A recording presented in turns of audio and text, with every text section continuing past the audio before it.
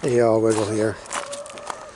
So here's my feeding area.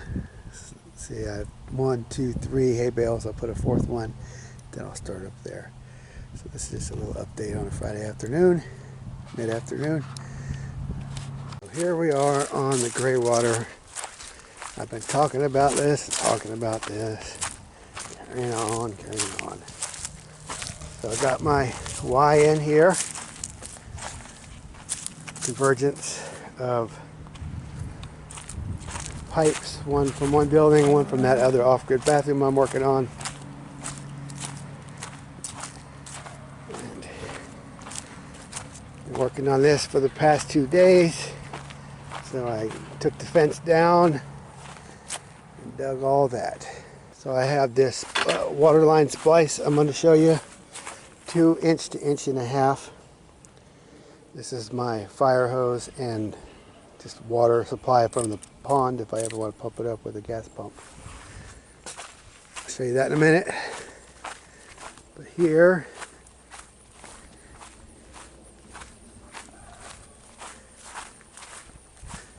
is the last of the Greywater. Had some teenage boys help me unroll this pipe yesterday and they put 4 kinks in it. So I guess don't assume anything when you're working with people that don't have experience on certain things. So they kinked up my pipe. I had to cut it with some couplings. Not ideal.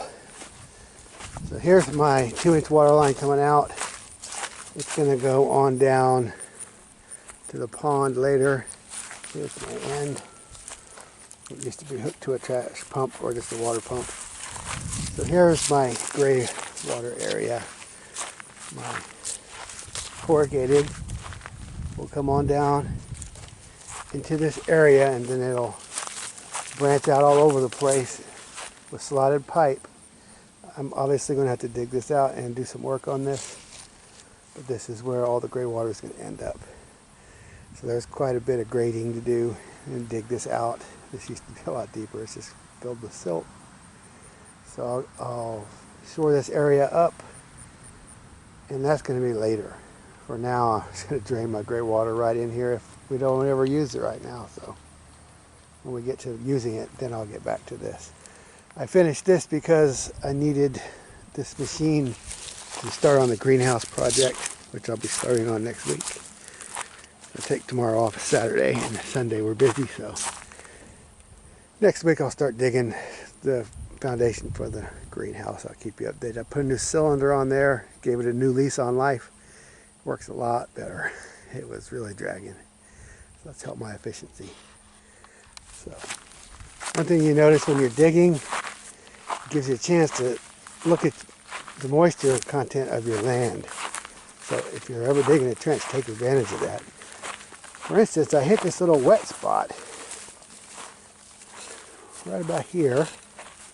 And it was really moist. I was like, finally, I've gotten downhill enough to hit some moisture.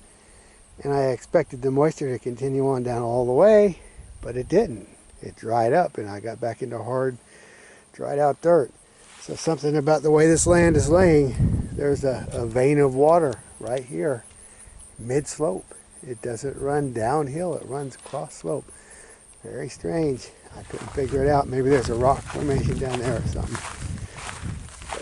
But whenever you're digging, you can get the idea of what your soil's looking like. You can see how deep your topsoil is and see what your subsoil looks like. This used to be my nicest pasture. Now it's one of my worst ones, just because of all the fertility we've been bringing in. So back over here to the pipe. A couple of little tricks I would like to tell you about. One of the more obvious, maybe not so obvious, put your clamps on first. Don't forget to put your clamps on. I've done it. You'll probably do it too. And I like to double up on my clamps so I don't have to dig back in here and try to figure out what's not working.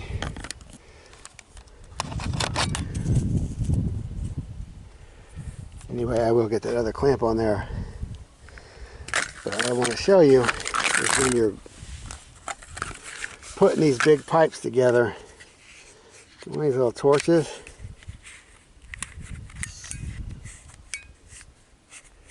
and just get your pipe just a little, and then it'll slide on there. You won't have to fight it so hard. So just soften it up a little bit, slide it on there, let it cool off a little bit, and then go ahead and clamp it.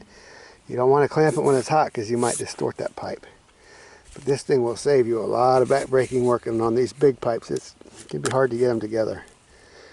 1/2 inch is not so bad, 3/4 not so bad. You get into 1 inch, it starts getting pretty tough sometimes to slide those fittings together. So just heat your pipe. And also get one of these. This little torque wrench. It won't let you won't over tighten your hose clamps. This is very important actually to use this. This will get your hose clamps perfectly tight without over tightening them, ruining anything. So 2 very handy tools when you're doing this. And double up on your clamps and help you sleep at night. That's it for now. So I've wrestled it on there cold. And now just heat it a little.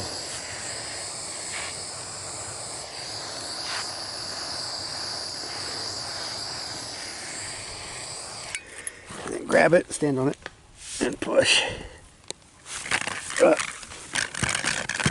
it with one-handed here. Anyway, that's the idea. I'm gonna have to use 2 hands on it anyway. But that's how you hook these big pipes up. And there you have it.